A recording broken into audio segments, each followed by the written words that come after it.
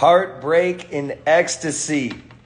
Welcome to the world of wholesaling real estate and novations. So I was just having a chat with my team this morning in our meeting, and I wanted to share this with you guys too, right? Because if you've been in the business for very long, you know this is the case, okay? But if you're new, I want to prep you on what you're about to experience if you take on this endeavor, okay?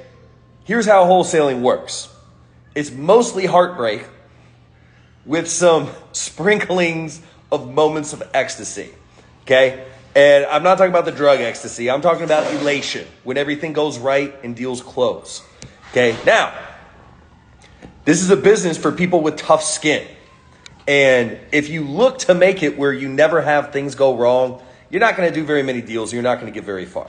So the key is to build a thick, tough skin and expect problems. You need to expect them. And then that way you're not surprised when they happen. Okay, so you guys saw it. We had a deal that we just signed a buyer with, $85,000 deal. Okay, I got a message at 5:30 this morning from our agent that we had a notice of cancellation from the buyer, right? They went under the house and apparently the foundation was put together with like duct tape and bubble gum. And it's all screwed up. Like when they flipped the house, they didn't do a good job. And we're likely going to have to go in there and do some extensive repairs. Now, it's an $85,000 profit. If we got to spend 10, 15 grand, cool. We'll leave with 60, right? But here's the deal. The only way to live like a comfortable life where there's not really any problems is by not doing much. If you want to be comfortable, hey, look, get a regular job, make $20 an hour. You're going to deal with a different type of discomfort of never getting to do like any really cool stuff. You're not going to get to travel. You're not going to handle any of that. But if you're doing anything that's substantial, there's going to be lots of pressure. There's going to be lots of problems. And the best way to overcome that is, one, get used to it. Two, make yourself as mentally tough as possible. Have good self-talk.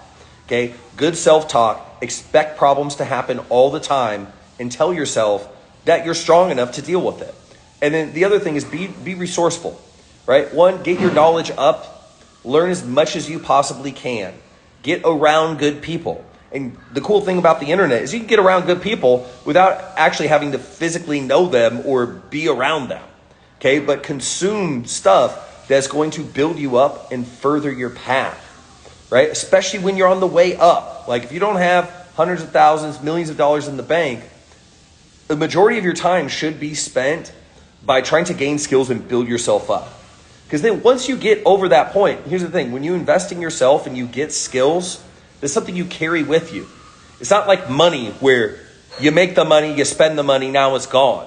When you invest in yourself, and I'm talking more time and energy than money, because there's so much free knowledge out there, you can build yourself up a ton for free, right? Especially if you don't have any money, I would invest spending your last money into a course, into a mentorship, anything like that.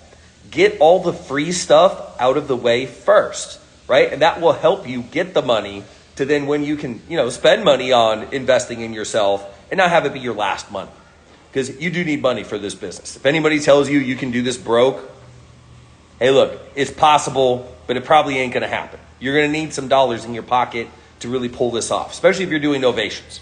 Okay, you might start with wholesaling, cold calling, and you could get some deals. But if you're doing novations, if you don't have some money in the bank that you can spend, you're going to end up getting screwed on a bunch of deals.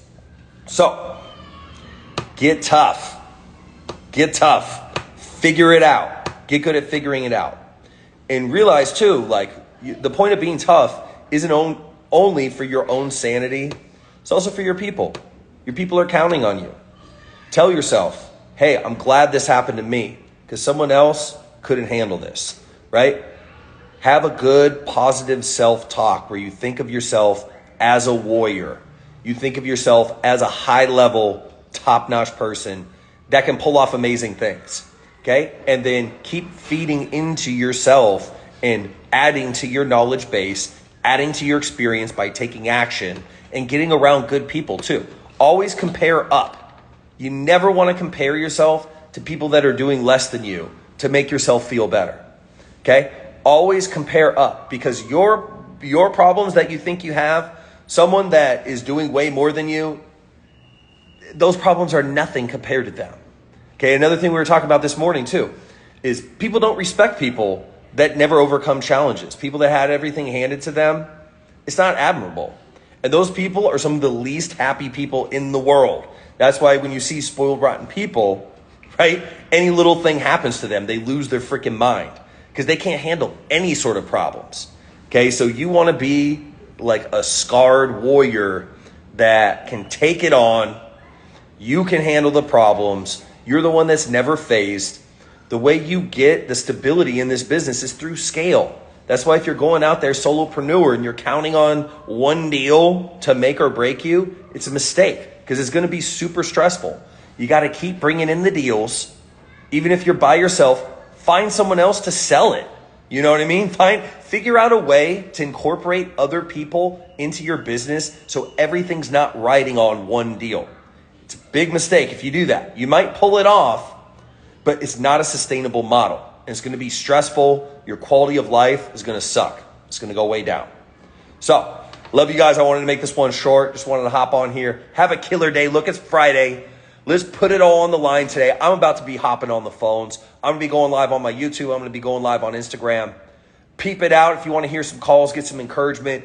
I'm fired up. I want to lay it all on the line so tonight I can go out and chill, hang out with the wife, and feel good about what I did today. So, same for y'all. Let's get it.